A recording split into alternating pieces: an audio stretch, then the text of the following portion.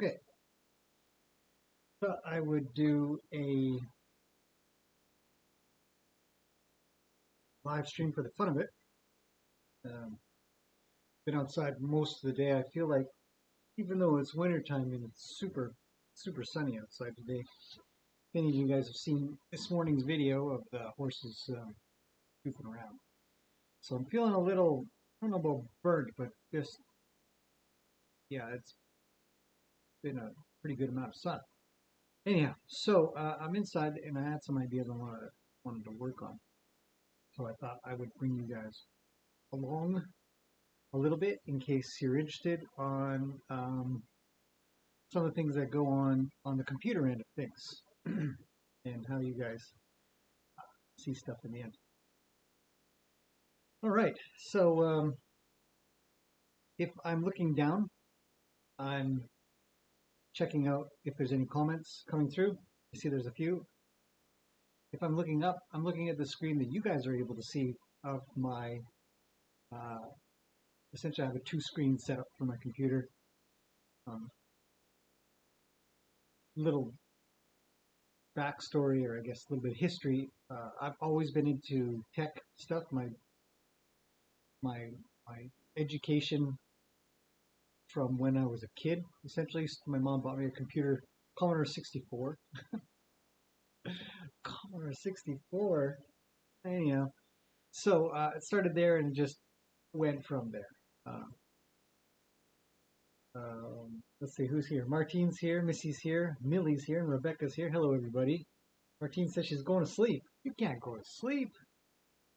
That's when all the fun starts. Should you watch the vlog this AM? Penny. Hello, Penny. Nah, it's just a quick video. You can check that out anytime.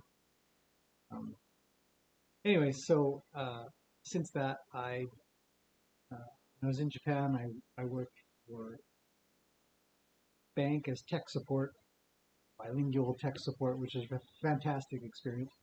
And then I started a business that was essentially programming and video work. So here we are, many years after that, and I'm still doing lots of tech stuff. So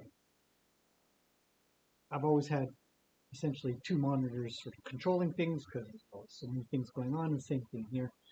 You guys are down on my main laptop monitor, and it's connected to a big monitor where we can see everything going on. So I thought I would drag you guys through a little bit of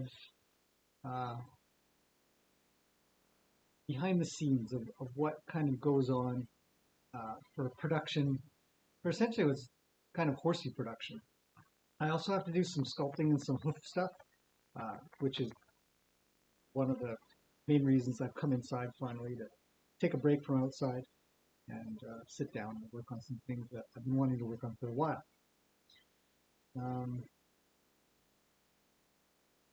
Anyways, okay, let's see what's coming through for comments. Goodness gracious. So Missy's here. Hello, Missy. Hello, Millie. She says hey is in H-A-Y. That's hilarious. Maureen's here. Hello, Maureen. Rebecca's here from Vegas. Penny's here. Hello, Penny. Sue's here. Hello, Sue. And Monica. Oh, hello. Right. Okay, Rebecca has a quick question. She says, you ever heard of SteamYard? I have not heard of SteamYard. Let me see what that is. Sounds weird. Oh, StreamYard. A live streaming studio in your browser.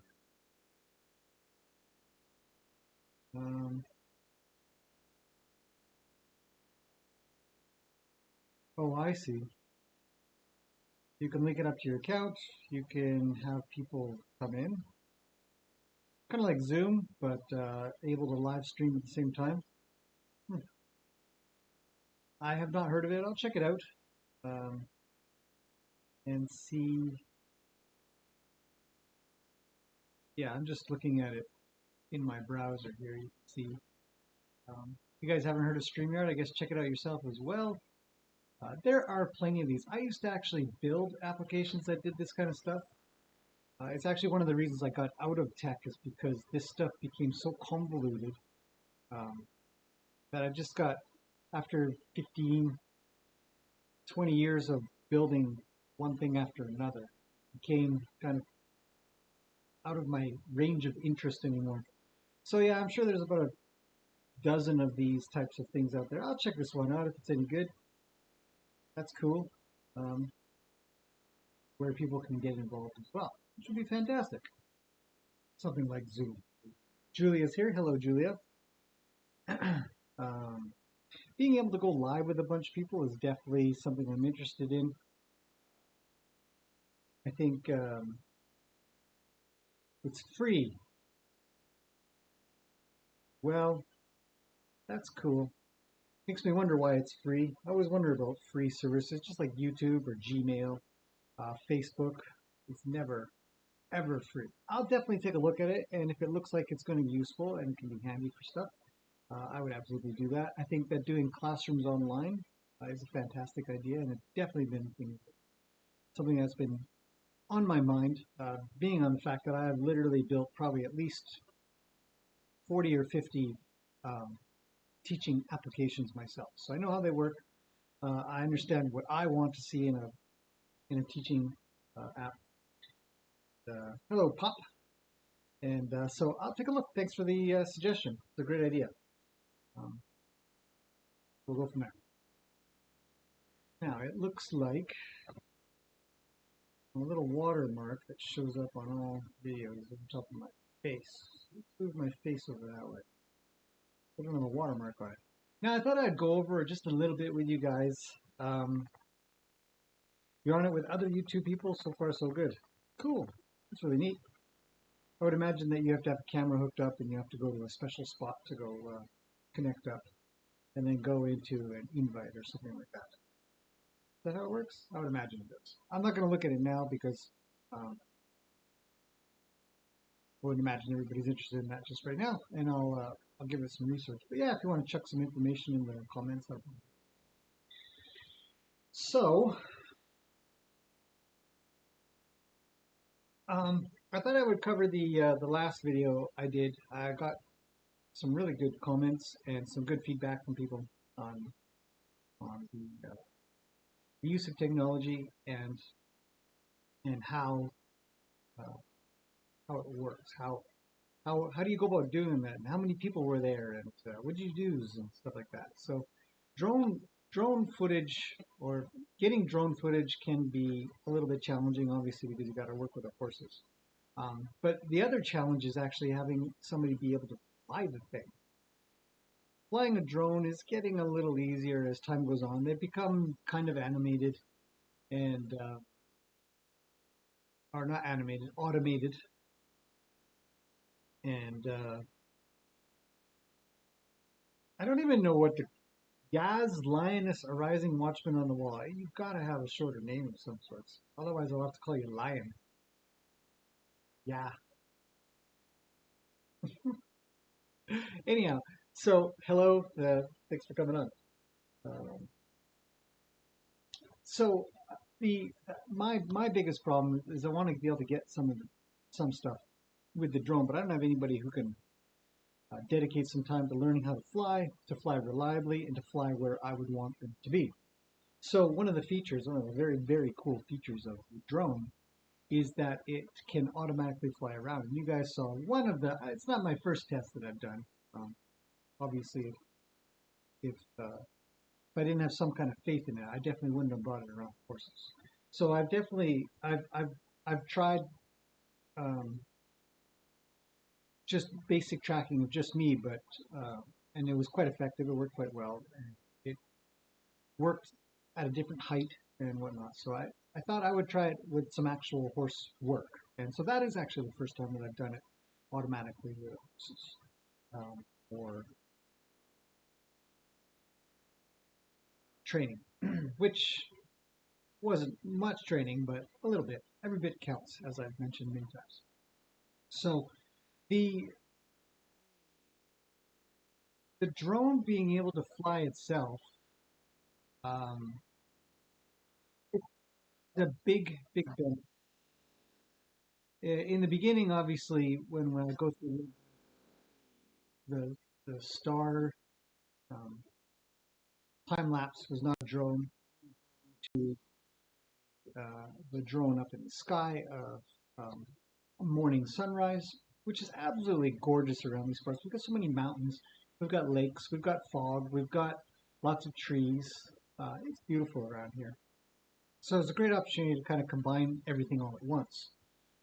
So I flew it around. In this case, it wouldn't be an automatic system where we're coming down into the poppy and zoom in to where Ruli's standing around. Um, and to give you guys a little bit of an idea of um, what kind of goes on behind the scenes here a little bit is whenever I've got some different types of footage um, uh, to use. Sometimes the timing doesn't really work out, and if you had to sit through a whole drone flying montage, it'd probably be pretty boring. So one of the things that we do as um, videographers or compositors or editors, in this case, is actually speed a lot of footage up. So little trick, the footage that was taken where flying up high, right about here it speeds dramatically. And I also put in a little bit of a zoom so that it looks like it's kind of going at even quicker.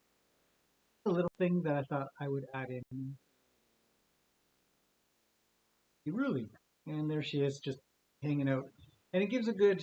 It composition wise, I think it works well. It gives you something to look at as we come in. So that worked well. And then of course talking about what a beautiful morning is because we have a lot of. I mean, when the weather's cooperating, we get some pretty nice sunrise. So capturing those images, kind of in the same direction, obviously the same direction um, as the drone. Just worked out really. Pop says I could hire an editor. I actually can't. There's no way I'd be able to afford it. So I am my own editor. But thanks for the suggestion. Okay, so moving on, we get into the meat of the video where we've got running. And one of the things that I was actually quite proud of in this, and I would encourage others. I know I get a few comments here and there, and one that really stood out was Danielle. I don't know if she's going to be here for this Q&A. Maybe not. She's probably busy, maybe eating dinner. But she said she was quite inspired by one of the videos that I'd done, and she'd gone off and made a more creative video. And so I'm kind of hoping that, in a way, doing a little bit of behind the scenes will actually um, have people thinking about, like anybody who else is doing videos or some kind of horse video, maybe, that maybe this would be a little bit inspiring. Just some ideas out there that might work out. Now, the bonus of what I've got around here is I have a few cameras, including the drone, obviously, that I can combine into one, what appears to be a single take, and what was actually a single take.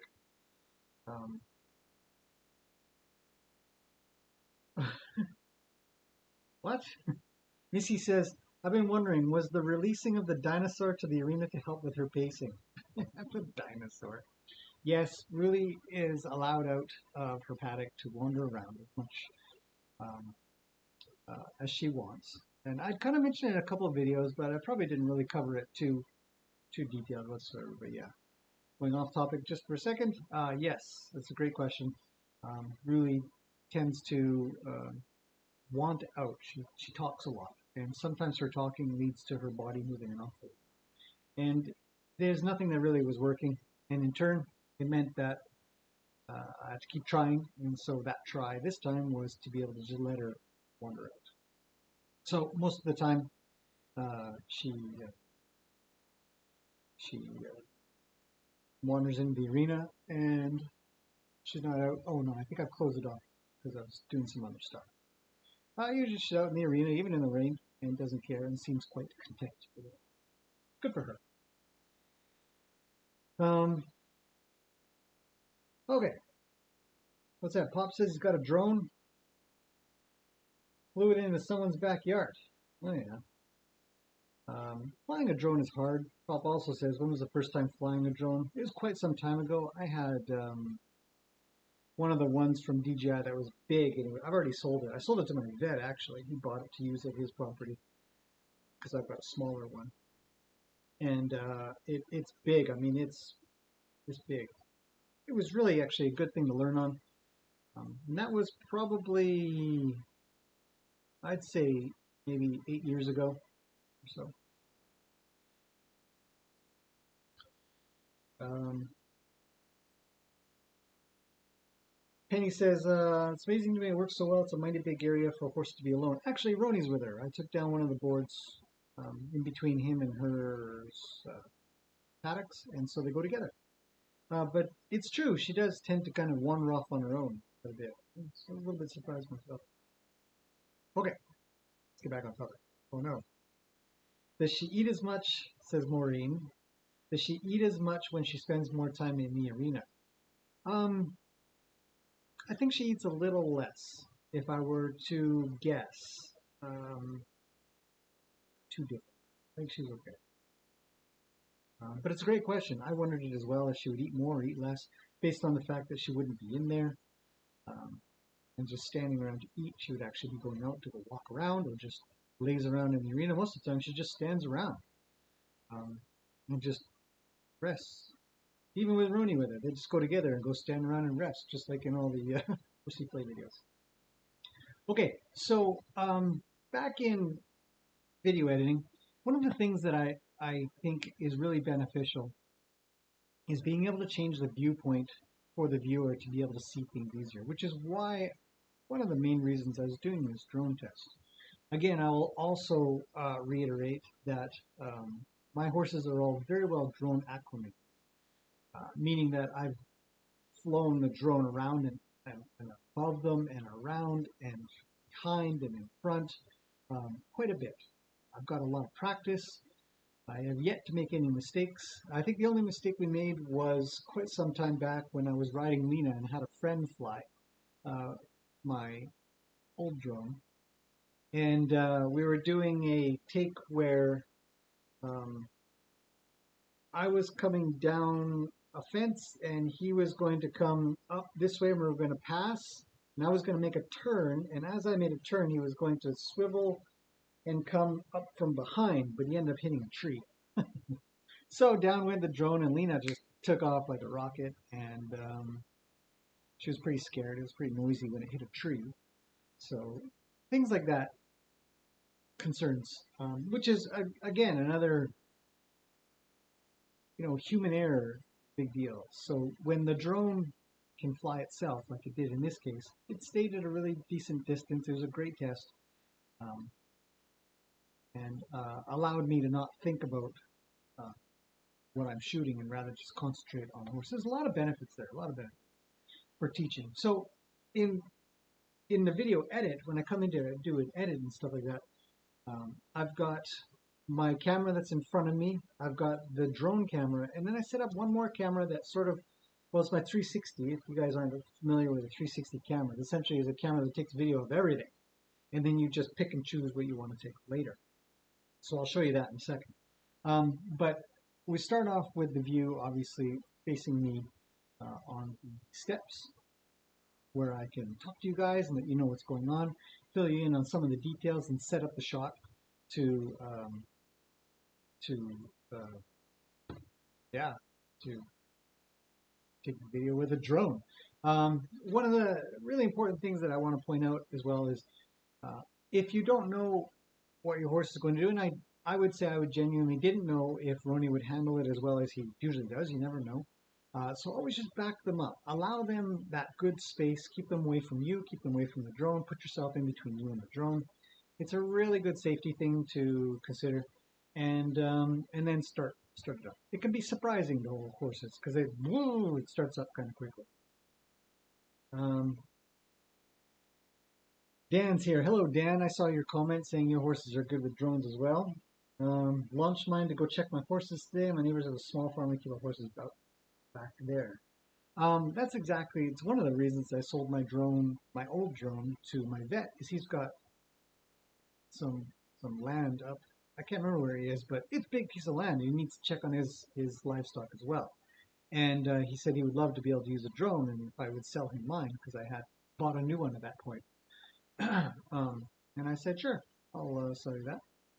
And so that's what he uses it for as well. So um, it's a great idea. I've done it here. I've been a little bit lazy. In the morning, I hear something. I'm like, well, I'll just send the drone down there to check it out. So I've done that as well. Pop, we're going to leave politics out of this chat, please. We don't want to get into politics. If we could.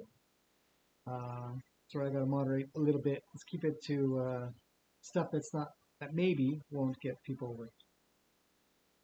Politics is a big deal right now, especially for you guys in the States. I see a lot going on up here in Canada. You get to stay kind of relaxed. So we're going to leave that alone, buddy.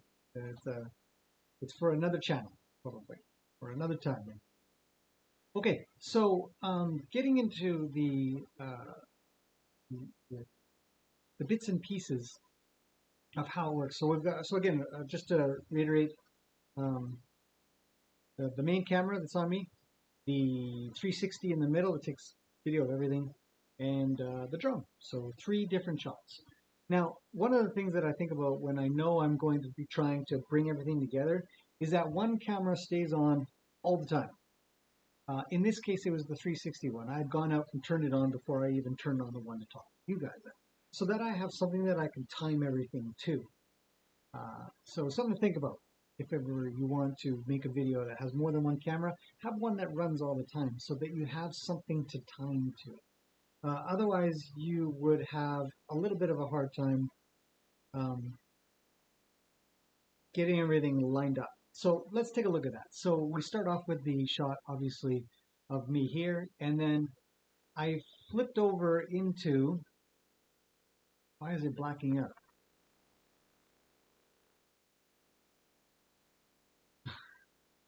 Of course, exactly when I want to make things work, Premiere starts to fail on me. Actually, a little bit worried that it's running out of memory. So what I'm going to do is I'm going to quickly shut down Blender. We're going to get into Blender in a little bit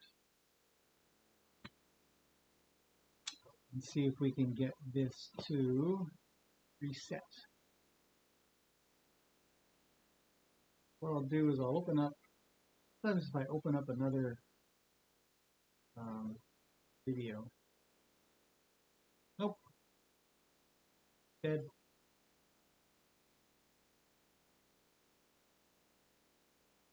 Okay, tell you what, this is what we're going to do is, every once in a while you'll have this happen. What I'm going to do is I'm just going to quickly hit save, and then I'm going to shut it down. And we're going to have to reboot Premiere. Blacking. It's like, you know, what's that? Dan says his horse is named Missy. That's cool.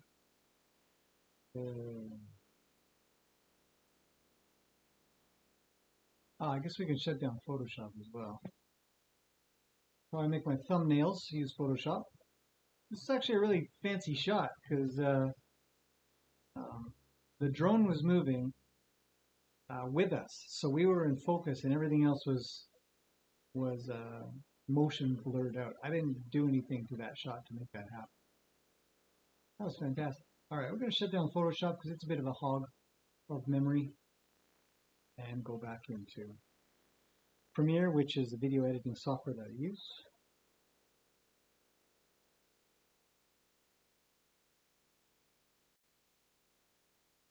Okay, we're back. Yay! All right, so back to where we were, which was shot from the stairs, and then moving into the shot from the middle of the arena, which is where I had set up the 360 camera. Now, if you guys have never used the 360 camera, I'd encourage you to check it out a little bit, or even check out the 360 channel that I've got online. It's fascinating, really, really cool tech. It's got a ways to go, and the quality is a little bit potato-ish, but overall,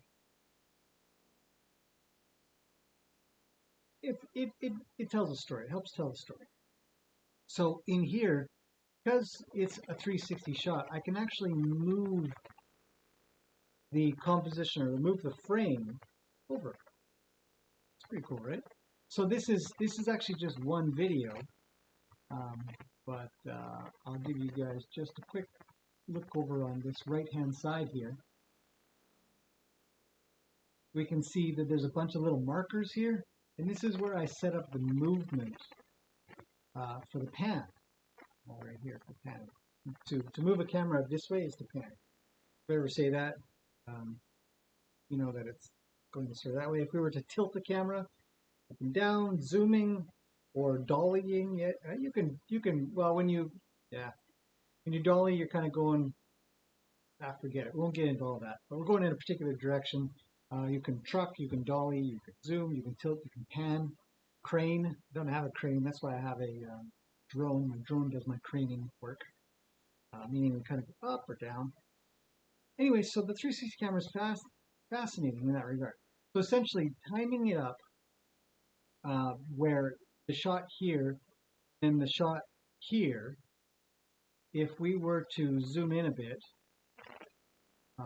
and watch Roni's feet down at the bottom kind of thing, and we'll zoom in here, it's just a matter of getting the frame so where his back, you see how his back foot's just lifting there, and then it's just lifting down. And so at any point, I can just cut here, lift this out of the way into being an invisible spot, and we would have a double cut. There, it all just moves along seamlessly. This is why we want to have some video that times our whole shot, and then we just line up the other cameras to that. And then just kind of go along and start breaking up the shots to, it's going to make sense to see what's going on. So the first little bit is just 360, then I come back to set up the drone, and off we go again. We zoom in really tight on the timeline here. This is called the timeline, so it shows in scale on the bottom. It shows time. If we look at it, it's 5 minutes, 13 seconds, 14 seconds, 15 seconds kind of idea. So you can go very granular. And if we go along, we can see Roni's head to the right, and then he starts to come from his right to his left, and then the drone shot comes over, and it's the same movement. He's still moving his head, and off we go. And because it's all timed up, all I have to do is place my videos on each track. They're called a track. So over on the left is V1, V2, V3, V4. Those are all just video tracks. And then down at the bottom, A1, A2, A3, they're audio tracks. And you just kind of go along and and cut it all up. And so this is how many cuts there were in this video to sort of give that. So let me demystify that a little bit. For people like Danielle, who literally let me know I was an inspiration, and then went ahead and made something that was inspired by said montage that I had done. It was fantastic. It was really great to see. I was actually feeling very happy that maybe I had given some kind of nice influence. Anyways, that's my behind the scenes for video, and it was a lot of fun. It was a lot of fun to do, and I'm really glad it was well received. I got a lot of compliments. Thank you. And Dan, getting your horses used to, get your horses used to drones is fantastic. Good to see that I'm not the only one doing it. Okay, moving on. I'll check for comments, questions, but I'm going to get into some 3D work a little bit. I wasn't sure if anybody wanted to just watch. I don't have anything very specific that I'm going to try to teach or show. but I can do this for a little bit and we answer some questions. I'm going to be working on some hoof stuff. This one, that, and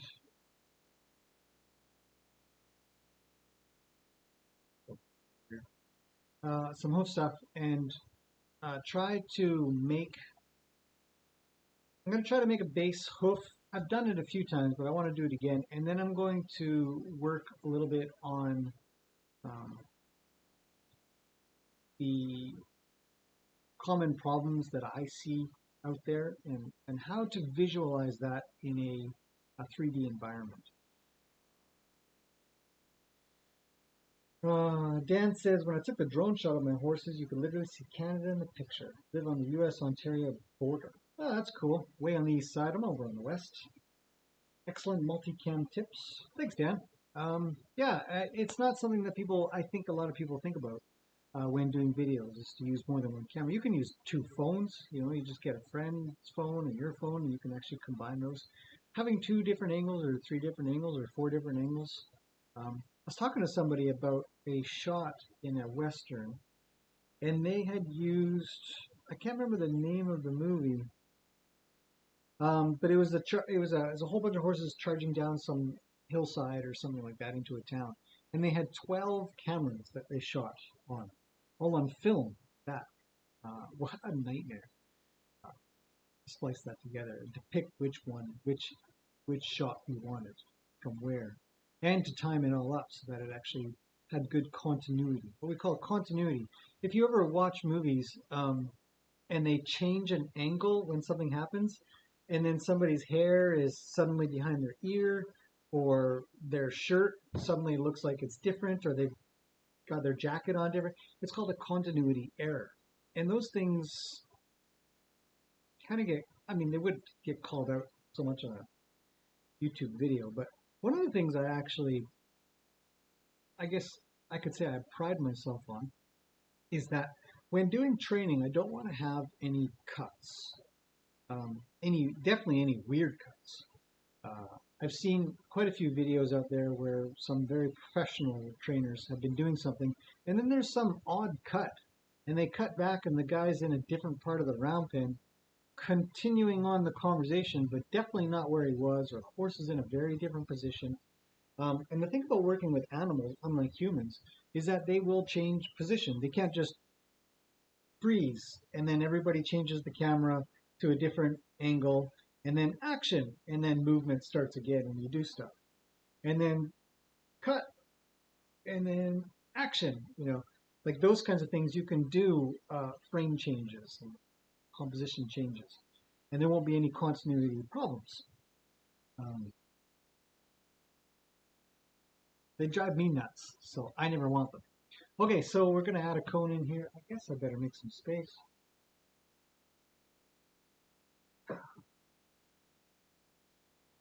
So many things. Notebook for keeping notes. I don't know if anybody cares, guinea pig hair in here. No worries. I use a tablet deal thing for my sculpting. It's hard to do with a mouse. So for anybody who ever wants to get into this kind of thing, and it's just with a little plastic pen that magically connects up to it. For this little bit here, I will be using my mouse to kind of get this cone right. Cone's in the wrong. Make a bigger radius on it. Hooves are cone shaped. They aren't, complete cones, obviously. Let's add them to the sides. I don't know if you guys can see this. I'm going to zoom in a little bit, but what I'm doing is I'm changing the amount of detail that's in this. I don't know if I even do that much, actually. I think I'll leave it. Oh, and change it. So yeah, so now we've got a cone shape, which is going to be our foot. Penny says, there was one video that you shot was awesome because you had a camera mounted on your helmet and a drone. You were working a horse lunging and we could see the shape you keep when working a horse. Yes, I was working with Luke. That was my safety circle video, and I needed that because I couldn't figure out another way to explain what a safety circle is without visually representing it with graphics later. So the two different shots of how it looks to us as a person, and then also how I imagine stuff looking down. It's made a lot of sense. Thanks, Penny. Penny says, don't they hire people specifically to maintain continuity? Yes, they do. But some of them suck. About it. Okay, we're going to select this top face and delete it. Bottom face and delete it. Okay, so now we're just left with our comb. The next thing we need to do is add a subdivision. So that's not right. Go back. That I'm going to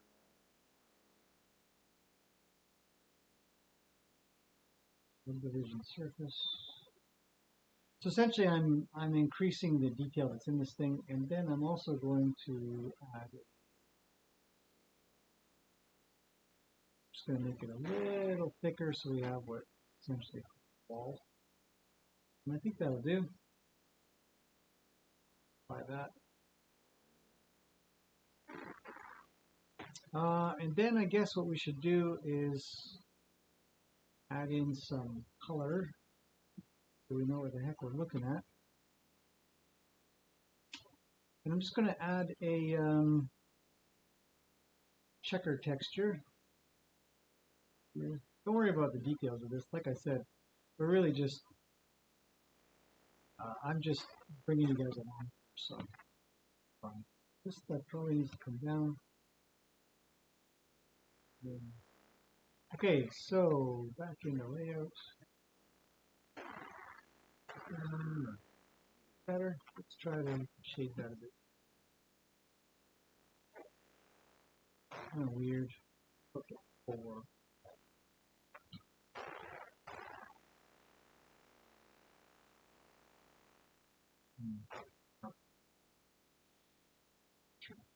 About 2.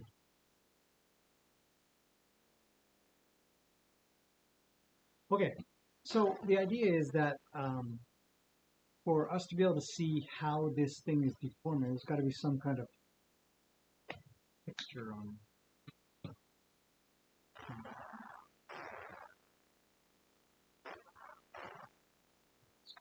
Super little stuff here. Give it a 0. Cool. The sheen might be kind of fancy. Might be. Okay. Carolyn's here. Hello, Carolyn. I'm in BC. Where are you in BC? Well, I'm in Maple Ridge, the city of Maple Ridge, which is just slightly east of Vancouver. Where are you in BC? Have I wrote a book? I have not wrote a book. I've been asked to write a book, but writing a book is a pain. A lot of work. Yvonne's here. Hi from Dan the Drum Guy's wife. You guys are funny. Okay. Yeah, Carolyn, I'm over in Maple Ridge, which is, if you've never, I don't know where you are, but if you've never heard of it, it's a little city just about half hour east or so of Vancouver. Pretty close to the border of the United States. Okay, so let's get into making a hoof, actually. So we need to go into some sculpting. Okay, so here in the sculpting, change to it. Carolyn's downtown Vancouver. You thought I wrote a book? Nah, I review a few books for fun. That's about it. Okay, so moving away from the mouse. So again, sculpting, I find this very useful when I've been doing teaching about Let's get my fingers.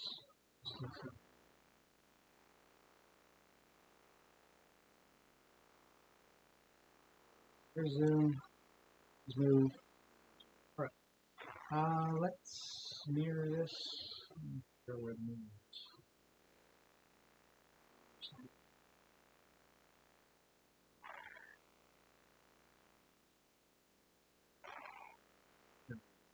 Okay, so this is going to be the front of our hoof here. Now, I do sculpting in 3D because it's been one of the things that I have found has helped me explain and show hoof problems. So the first thing we need to do is let's mark the front so I don't lose track of it. Just going to put a bump on the front. So we need to do is start shaping.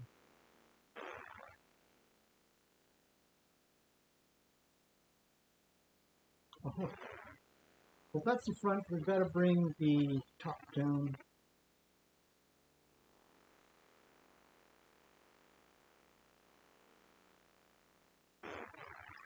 Okay. And this isn't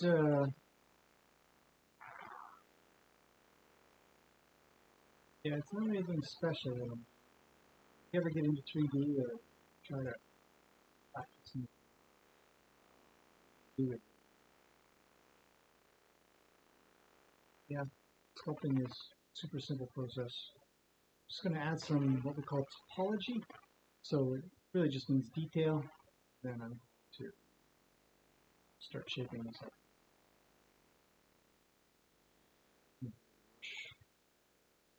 I'll never get this.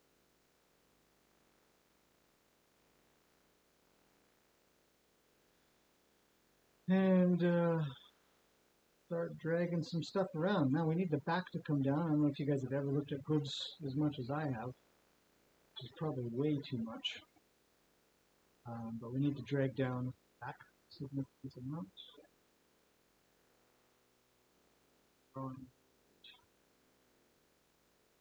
Smooth this out.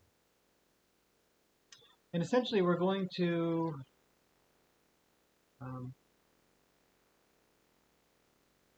make cornet band and then drag this down back.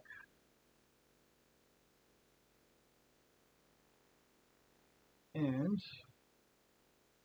any luck, this will make some sense. There we go.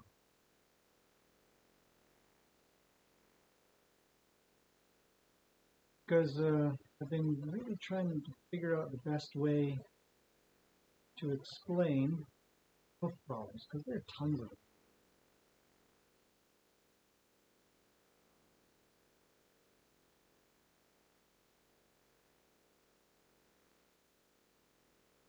Smooth out this since I'm going to.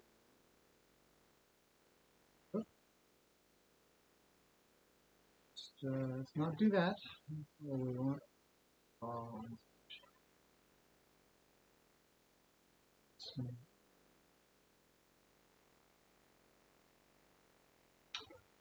Okay, any questions? Cool.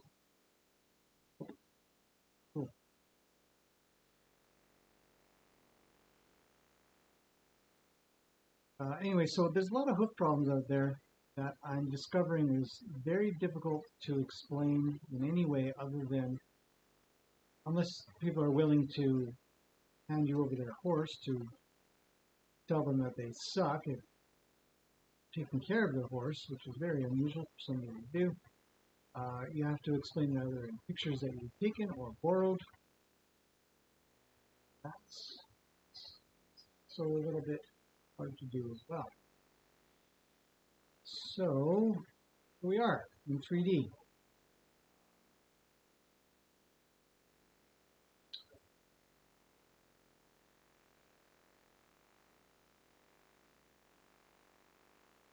Do not have enough detail here.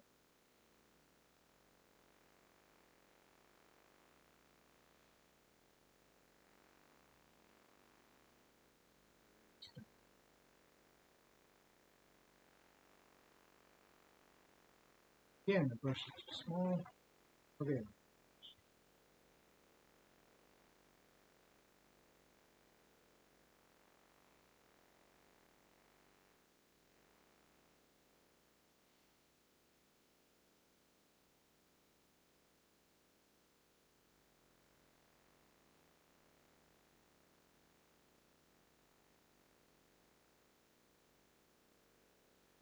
On the heels a little bit here. Oops.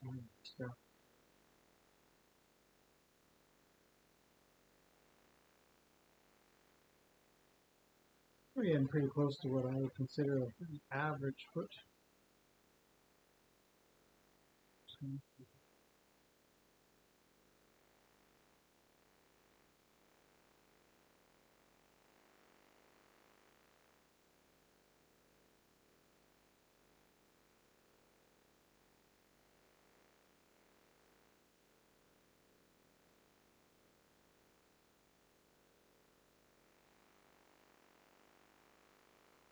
Thing is that, eh?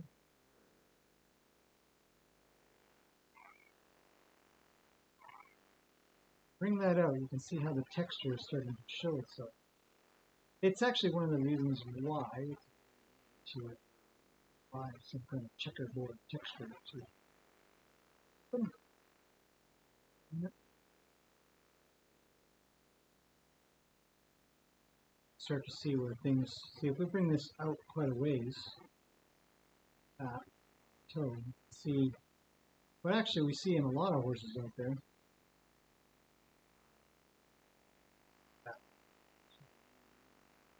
means that it's not straight.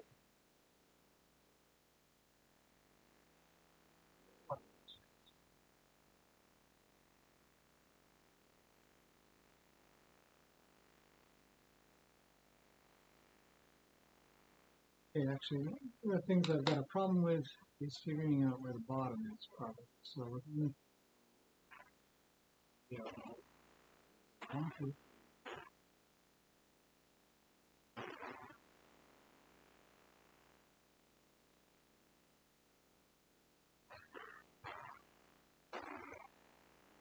something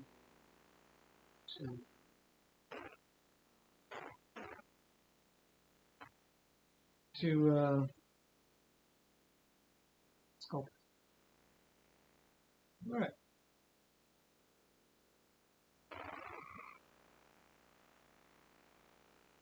Yeah. So,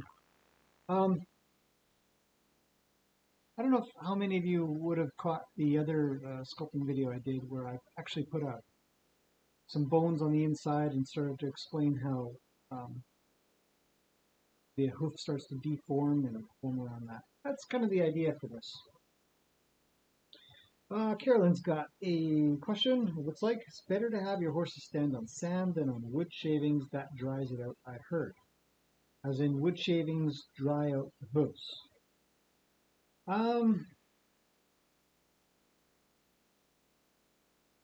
I don't know if there's been any, or would be any proof of that.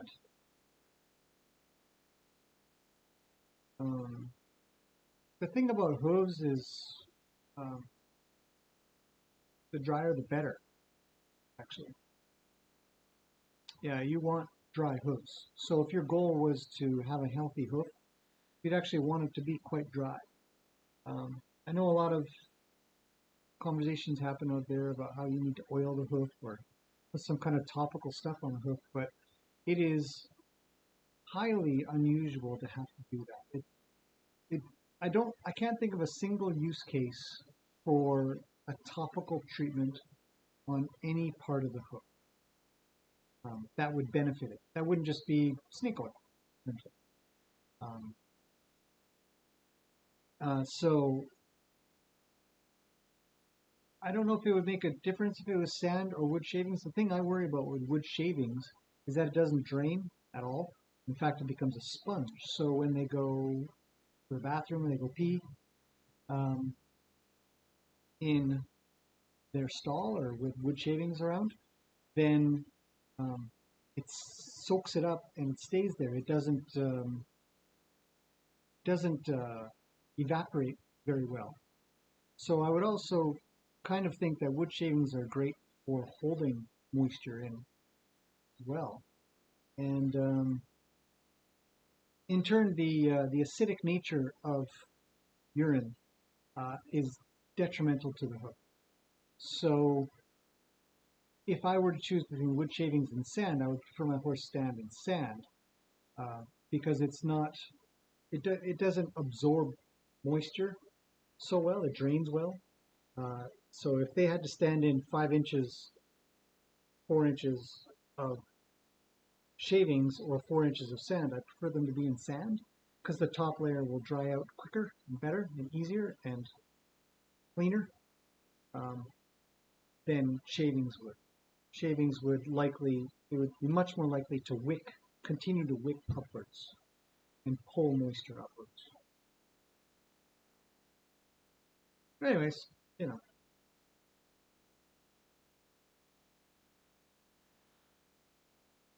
DC says, I can't wait to have horses of my own. My husband and I just bought a bunch of land. My daughter and I ride. Can't tell them about it. I did not know you didn't have any horses. I thought you had horses.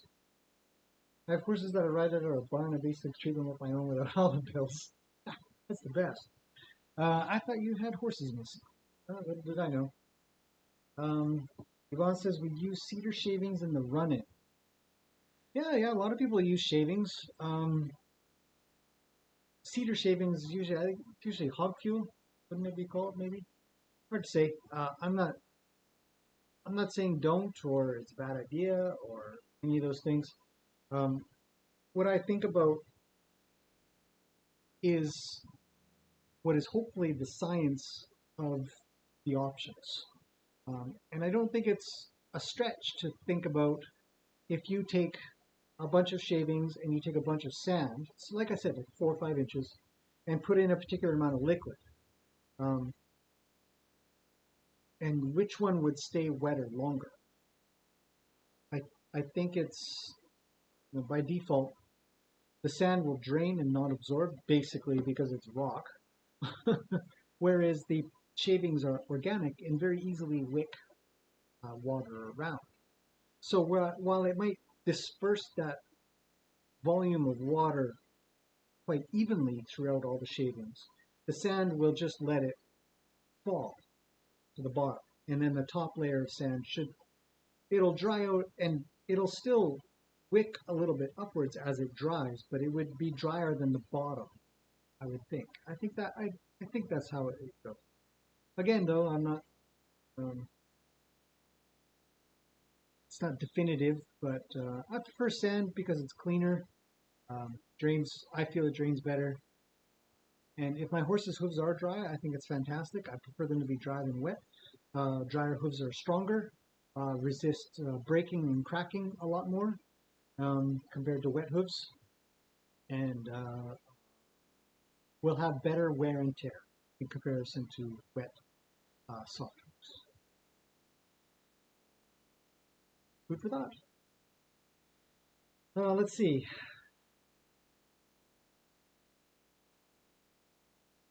Dan's only owned horses for a month. Cool, man. Well, welcome to horse ownership. You're on a long road, maybe. Sean O'Sullivan says, hello, Sean. You seem to be new here. From Italy? Is that Italian flag? Spain? No. Italy? Not Italy. Italy has blue in it. What? I'm not very good with my flags. What do you feel is the best breed of horse for someone starting out with horses? The breed I've always wanted is the Frisian horse. That's a good question. What would be a good horse to start with? I don't know if it matters the breed so much as the temperament. And if we were to look at the averages throughout the breeds, I would say a more draft type horse is much calmer. A lot of people feel a Morgan horse is quite level-headed. Standard bred horses are very, I have found my experience very smart, quite level-headed. I would probably maybe stay away from Arabians and thoroughbreds, more hotter breeds, as people call them, than the others. You know, More than anything, I would observe and watch, and I'd probably get something that's more middle-aged than young, unless you want a challenge. So, yeah. As for Frisian horses, I've experienced some very nice Frisian horses. I know one that's a stallion, and he's lovely. He's a lovely for a stallion. He's great. Nice horse. I've experienced some Frisians that are so hot and uncontrollable, but I think that's much more due to the fact that they've been babied, I guess you could call it. Babied sounds kind of not quite accurate, but treated a little bit because Frisians are so beautiful, kind of like ponies are considered super cute. Um, they get treated. Zeus is here. I didn't even know he came in. He's like a ninja. Um, they get treated a little bit more um, kindly or given more leeway to do things, and so they end up turning into little turds, you know, tiny ponies and stuff. They push people around. Frisians are quite beautiful, so they don't. I think they don't tend to get as much um, training as maybe an uglier horse would. I don't know if ugly is the right word. You know what I mean. Hopefully, and they may be treated a little bit different. Um, but as for that, I don't. I don't think. I think a good upbringing. You know, like kids, adults, people. Uh, a decent upbringing can definitely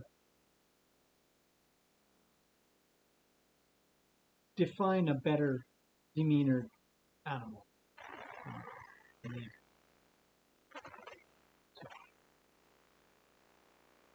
Okay, we're going to get this hook on the ground, slowly but surely. Any more questions coming? I don't know if that answers your question. If anybody has any thoughts on a good breed and stuff like that, that'd be great to put into the comments.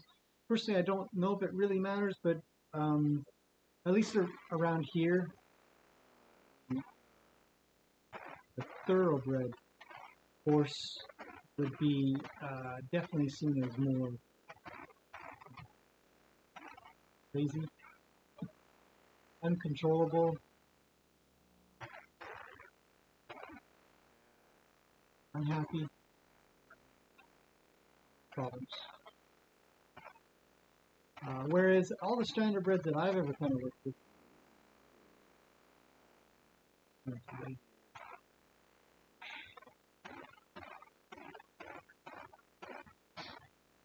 um, yeah,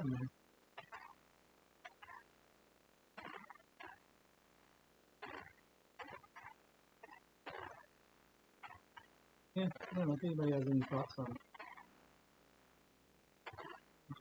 He is smooth. Okay, let's zoom out, see how we're doing.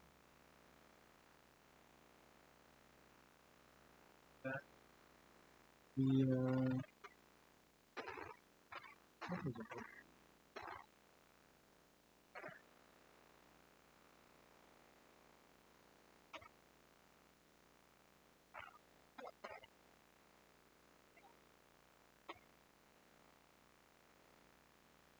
okay, Yvonne says quarter horses seem to be the answer around here. I don't know. I've seen some pretty crazy quarter horses I don't want to be part of. I did a few videos on one that had been thoroughly ruined um, by a couple of people, and it was the nicest, just a nice little guy, it's a young 4-year-old. But you could, it would have been months of solid groundwork and trust training to get him to where he might even stand there while you crawl across him a little bit. So I'd be cautious. I really would be kind of cautious about breed and being definitive about what breed good breed is. Hard, hard. Um, I'd definitely be looking more for demeanor.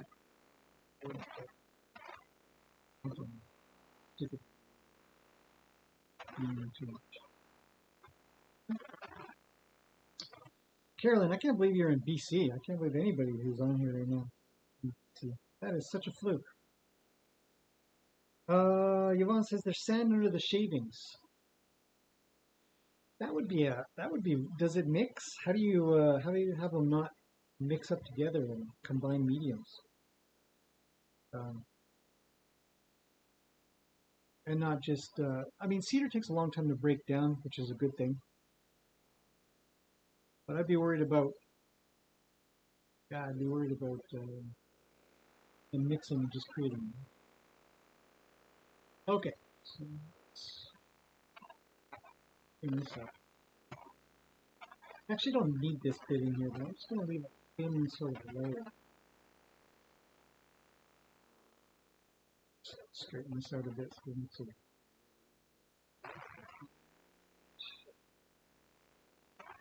It's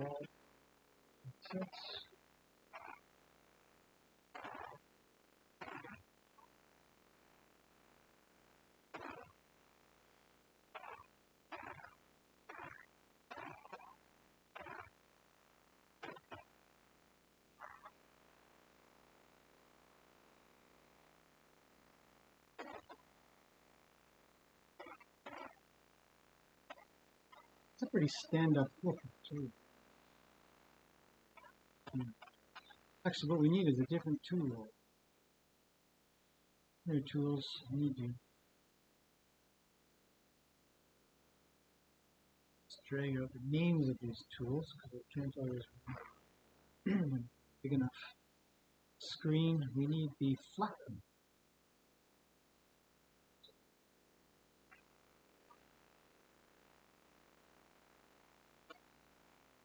Here. When sculpting, it's hard to get everything. What? Hard to get everything looking.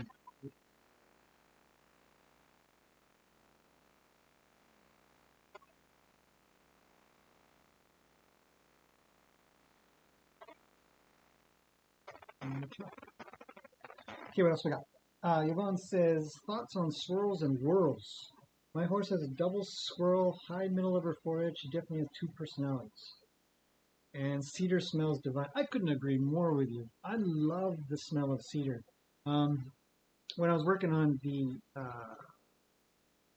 wash station, small barn, and part of the big barn, it's sided with cedar, and I just loved work cutting it, putting it up, loved it. Lots of cedar trees that fall down around here, so you go to chop them up with. Anyways, yeah. Um, Swirls and whirls. I have seen some science, some actual science, not some, you know, other science that has nothing to back. I've seen some real science in regards to how the brain influences hair growth around the head. So forehead, for people, it's where the crown, where you get a swirl or the what's that called? You get cowlicks and stuff like that. Those all have there's been some good research done on how it can define particular traits in humans. And there is somebody who did a proper study on that. I feel like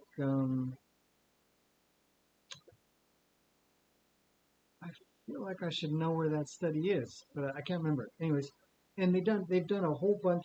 This particular person did years of research into where certain things were.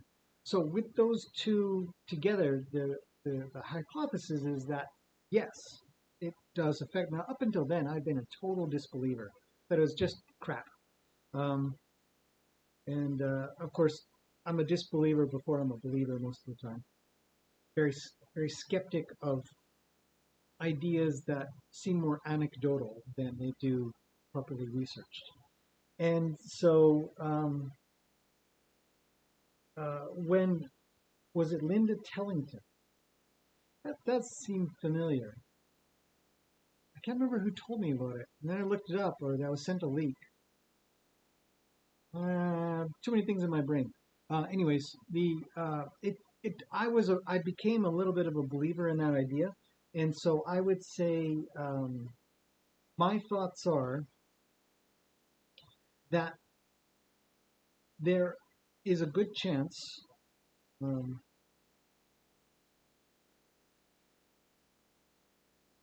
that what you have defines something, but I don't know if it would be a two personality thing. An excellent question. I have to find that link. If anybody happens to know of the 14 people that are here, happens to know where that is. I don't know if you can chuck a link in, but I'll see if I can find it. If I find it, I'll make a video about it because it's quite interesting. Uh, but yeah, there are people who have always believed that, and they've been in this world for this horse world for so long that they're like, yeah, of course it's true. And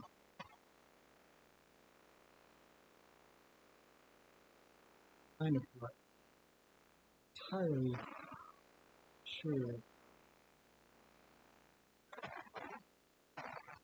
Shape is a little. It's hard to actually sculpt out hooves, but it's going to allow me to. Actually, I'll give you guys an example of what.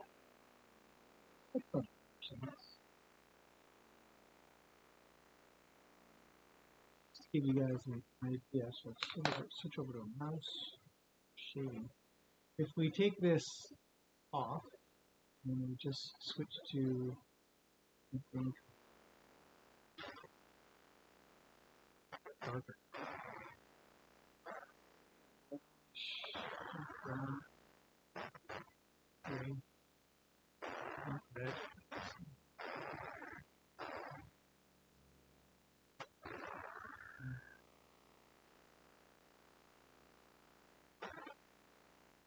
That's the shape of the hoof that I would want to see.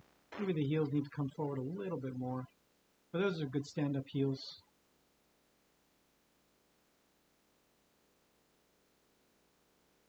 Switch back to gradient or checkerboard. And move those heels around. So I'll give you guys an example. Let me just do just a tiny bit more here, and then I'll give you an example of some of the things that I think about. Oops.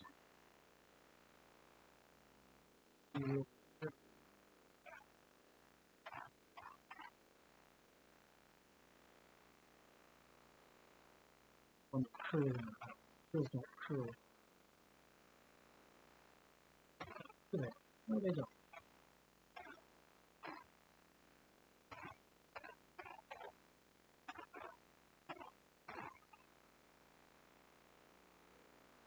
Those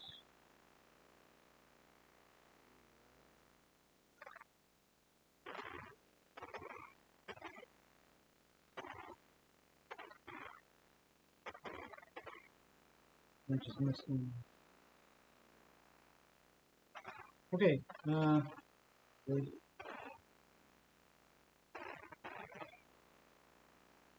Too close.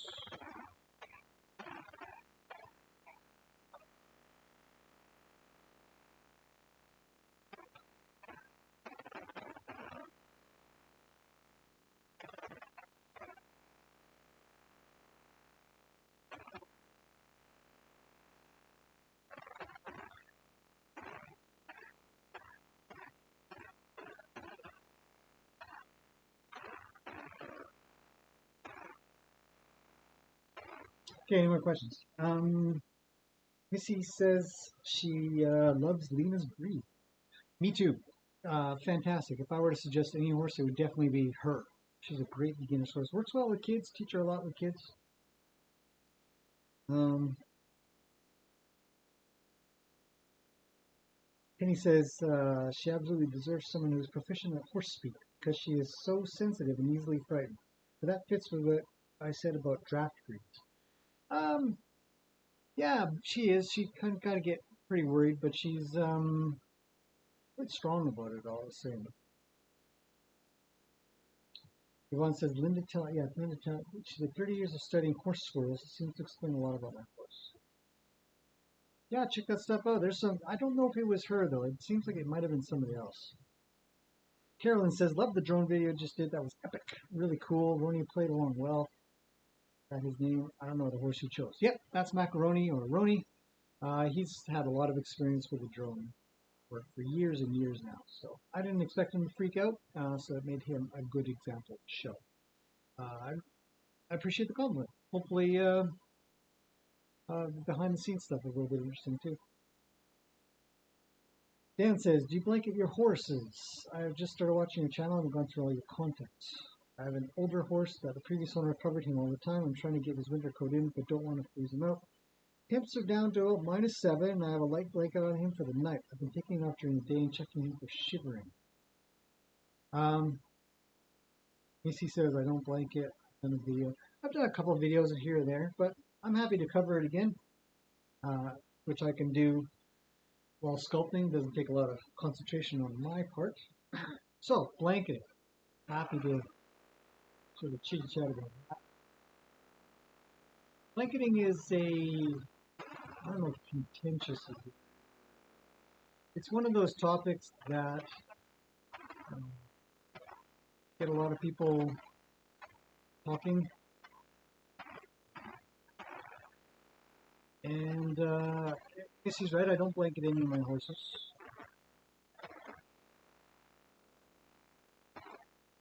And I mean, I am checking to make sure they're not cold. I mean, there was a time, I think I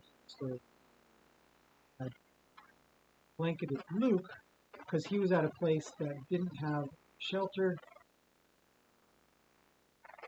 didn't have 24/7 food, and in turn he was hungry and wet. He was really wet. So when that happens, when they get hungry and they get wet. Okay. So the best thing that you can do for a horse is to make sure they've got food. Generally, good. That said, though,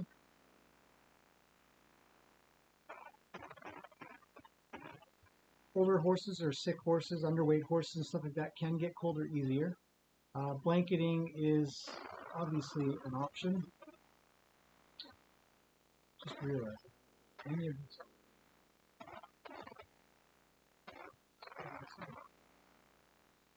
Okay, so if you lightly blanket your horse, Penny says, what are you trying to teach us with a 3D hoof drawing? I'm sculpting and doing Q&A. I'll show you guys something. You know, I'm just trying to get it to where it actually looks like a proper hoof before I start messing around. And I think I'm pretty close. I'm being a little bit.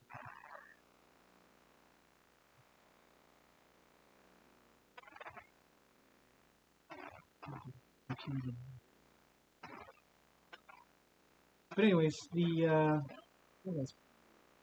so.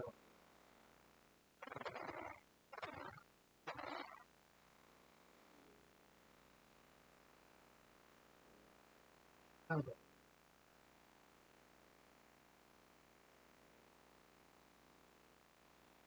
So the blanketing, the light blanketing that you're doing has a chance of actually being detrimental because you end up, if when horses are cold or when animals are cold, any animal pretty much, what happens is the hair, instead of being a matted down hair, it'll actually stand up. And it's called, the scientific term of it is called piloerection. So essentially the hair stands up all around. And so it traps some, you know, if the hairs are kind of long, it'll trap a bunch of air in there. Air is a terrible insulator, or a great insulator. So the air on the outside and the heat from the inside doesn't touch so well when that stands up. When it's flat down, you reduce what is essentially the R value, or the insulation value, of the outer coat. And so when you blanket them, it forces the hair down, to lay flat. And I did an example with Ruli, I think, in a live stream once, where because she had been blanketed, and it's fine to if you want to blanket. I'm not saying don't or whatever. I'm just giving you the evidence and sort of the science behind what happens with a horse's body, why it happens, and what happens when we influence through blankets. So we could see on the blanketed part of her body, all of her hair, even though it had been a couple of days, was still quite flat. But the part around her neck, which doesn't get blanketed, was kind of half up and fluffy looking, whereas the other part was matted down. It actually takes quite a while for it to come back up and stand back up again. I don't know why. Um, but yeah, um,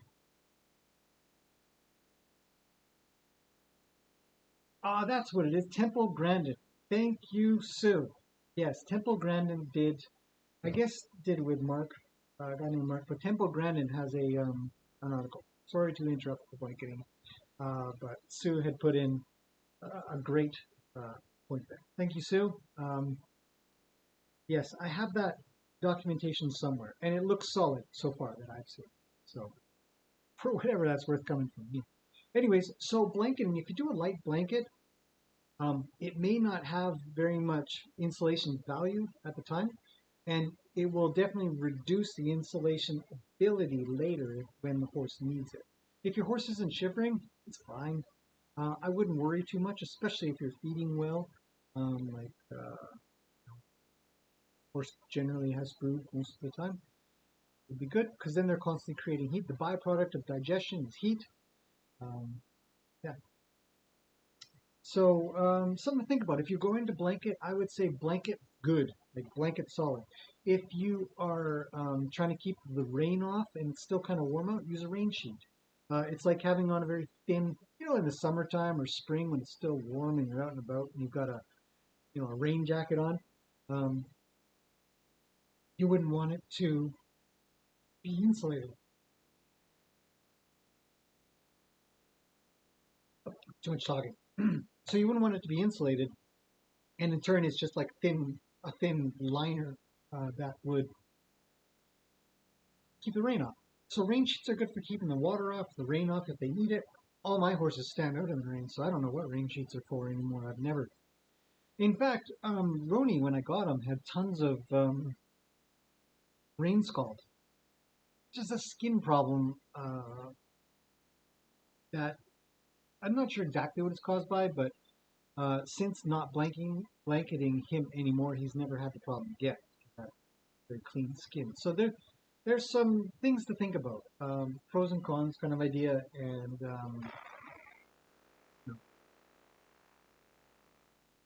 that's the science. If that makes any sense. Okay, so what we're going to do now, Penny, is going to, whoops,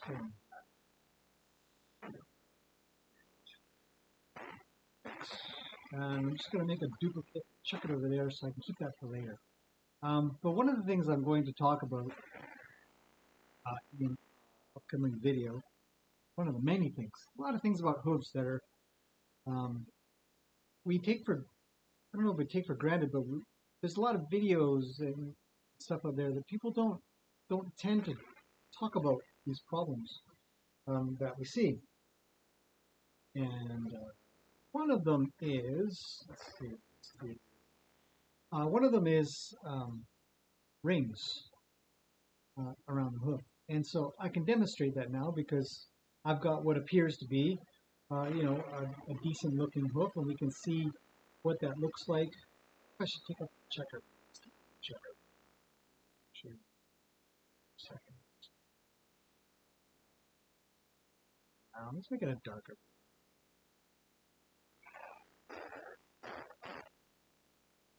And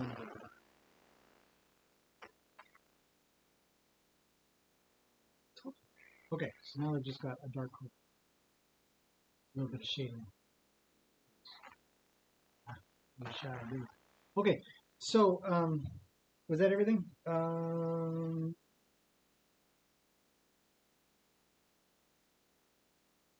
So yeah, Dan, hopefully that answers your question.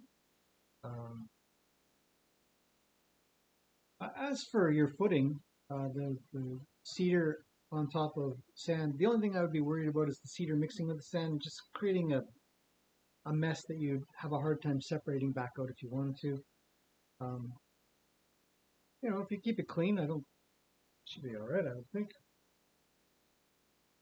But you will discover more and more as you go. I was actually at a client's place, and they've got sand, but slowly but surely was getting. It was loose sand. It was more of a looser sand um, than the arena here, so it probably had a little bit of river sand in it. The sand that I use in the arena strains really well, or drains and strains really well because it doesn't have the really, really super fine particulate in it. So it's called a washed sand. But sometimes when you get just river sand, you get that really, really fine particulate in there and it holds water like crazy. It's like going to the beach and you put your foot down, you sort of tap your foot up and down and water will just start to come up. Kind of like that a little bit, combined with some organics like hay and manure. And so they've got a, what's it called? Hog fuel, so shavings for their arena. So those get drawn up by the horses. And everything kind of mixes together and creates a bit of a soup. It's really wet. We've got a lot of wet conditions around here, and makes for some very muddy situations. So I would be, yeah, I would just make a suggestion to keep an eye on that. I've had muddy conditions here. I hate them. So I'm maybe I'm biased towards um, gravel and sand more because I've experienced stuff that just, yeah, I hate. Okay, so Penny, here we go. Um, or anybody else that cares what we're up to, what I'm up to. One of the things I'm up to, and then I might finish this here. Should it's 5 o'clock. Oh, geez. Yvonne says dance horse. You guys only have one horse? Have two horses? One for Yvonne as well. Dance horse was just purchased this past weekend, so we're trying to wean him off it. You trying to what? Wean him off it. Came from exactly what you said. No shelter, not great food. Now he has all of that. Wean him off of what? Oh, the blanket, you mean? Maybe. For whatever it's worth, horses. I have never found that a horse needs to be weaned off of a blanket. Keep an eye on him. See if he's chilly. You'll know. They'll be shivering. 95% of the time, uh, if you just give some hay, they'll eat it really quickly, and they'll just start steaming. They'll start creating enough heat that they'll steam off any moisture that might be on them and stuff like that. We have two, his and her. All right. Wean them off the blanket. Yeah. You'll find that feeding them hay is a fantastic way to keep them warm them back up even. Okay, Penny, here we go. So one of the things that I definitely want to talk about is where people start. I've seen a few videos and a couple lately that I'm kind of disappointed that being touted as not a big deal. But there will be um, a hoof, and I'll just start in the center here, and I'll see if I can. Actually, that's too big.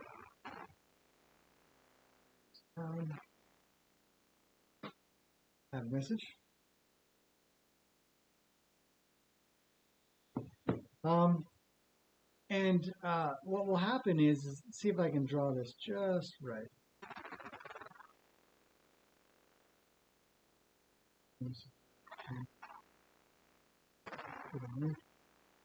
And you'll see what appears to be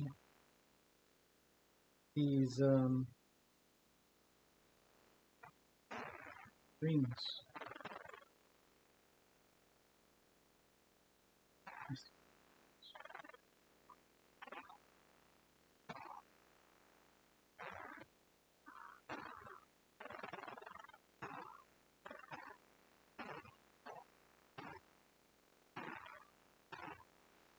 Something like that.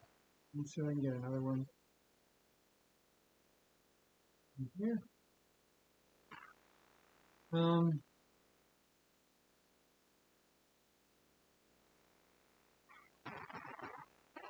It'll kind of look like that. Like the hoof will be looking very bumpy.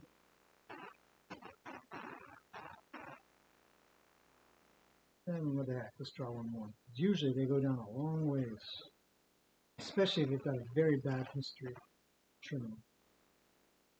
It's kind of look like that. And that's not even the, yeah, I mean, they're kind of bad, but.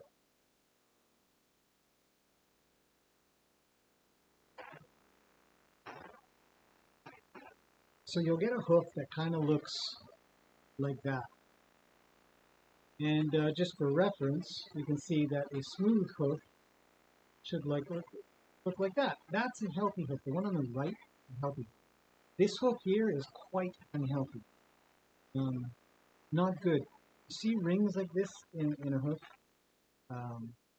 then there's a problem. And generally,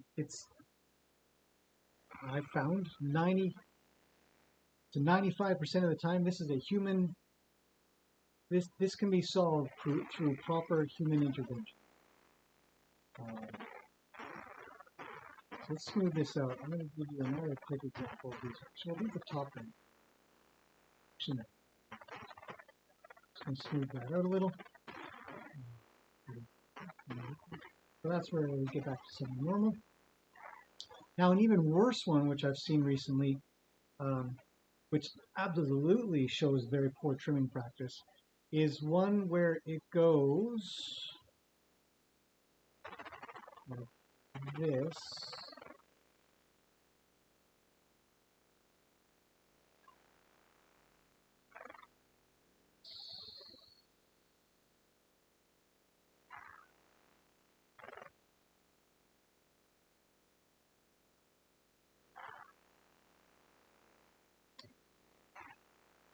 Let's just dull that down a little. Okay. But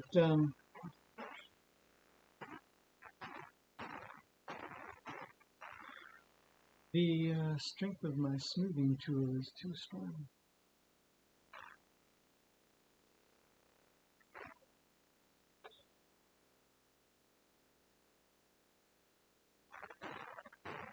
Now this is even worse. And generally the foot doesn't even look like this. It's going to look a little more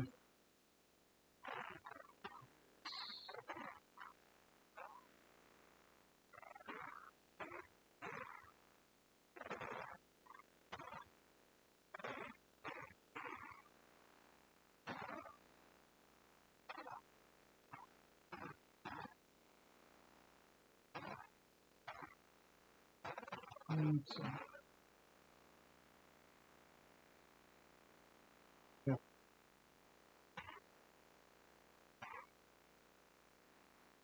So if you guys have ever seen a foot that kind of looks like this,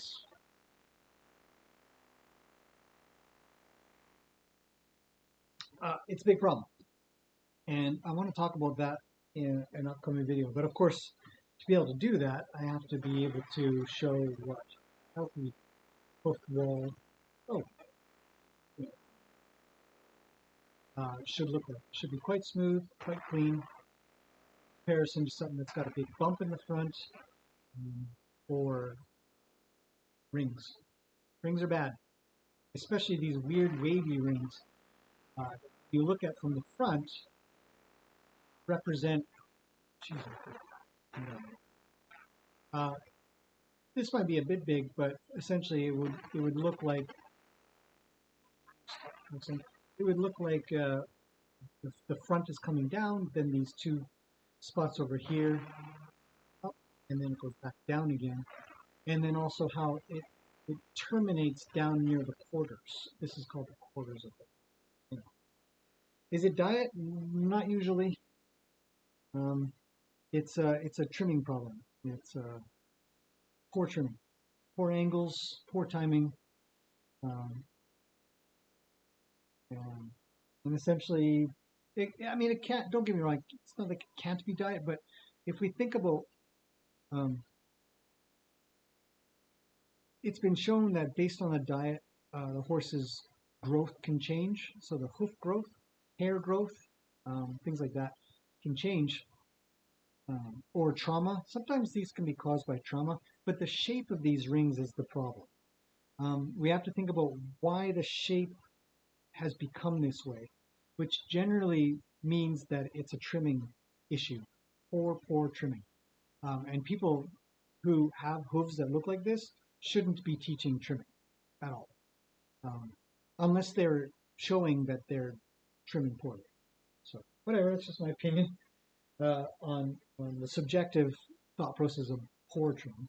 Um, but it's a big deal. We don't want this. We want hoof walls to be smooth. So yeah, one of the things that I want to be able to explain in a very understandable manner is how these rings start, which actually isn't very hard to show here in 3D. So that's what I've been practicing. I thought I'd just have a Q&A.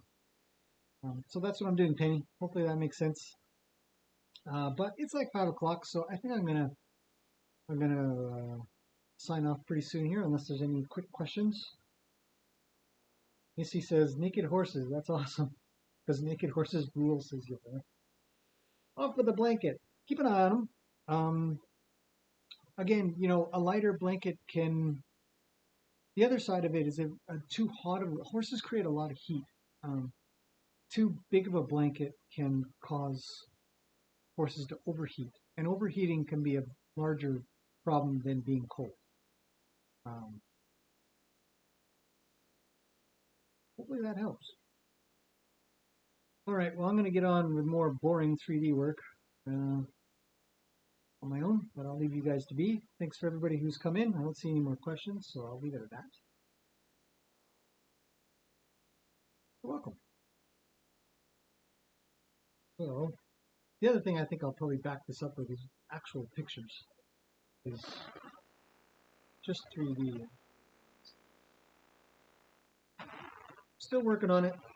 Got lots of ideas for teaching more stuff.